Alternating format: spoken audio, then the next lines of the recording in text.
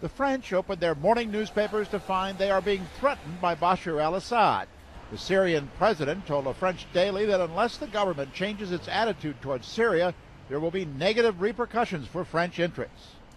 Antique dealer Philippe Zoe was learning the details over his morning coffee. I don't feel threatened, he told me, but I don't understand why France should be the lone horseman on this. I think it is a collegial decision and not a decision of France to intervene in a country like that in a situation so tense and so complicated for many years. It wasn't just the threats from Bashar al-Assad that were making the big headlines in the French press this morning. It was also the political mess Francois Hollande, the president, finds himself in. Basically, a French president under the Constitution can intervene militarily as he wishes with a free hand for up to 4 months without consulting the parliament. But after the votes in the British Parliament and the upcoming vote that's been announced by President Obama in the American Congress, now some French parliamentarians want to themselves have a vote on whether or not to intervene in Syria. Francois Hollande says it's not going to happen. And small cafe owner Augustin Erard thinks he knows why.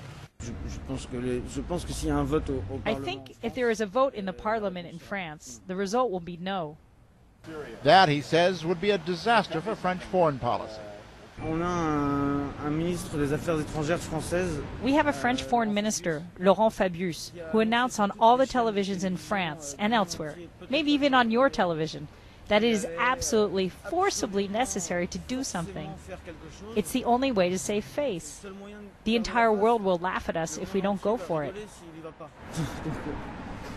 Still, art historian Mark Dashi, who was on his way to work this morning, stopped long enough to explain his feeling that the problem is not the vote in Parliament or saving face, but the exact kind of military action the government is talking about when it says France should punish Syria.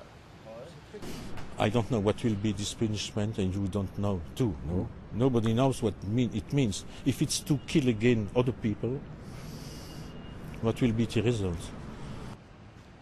So, for one reason or another, as Parisians were digesting the morning news, they were largely opposed to an intervention in Syria.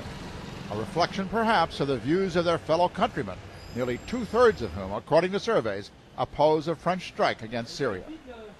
Jim Bittermann, CNN, Paris.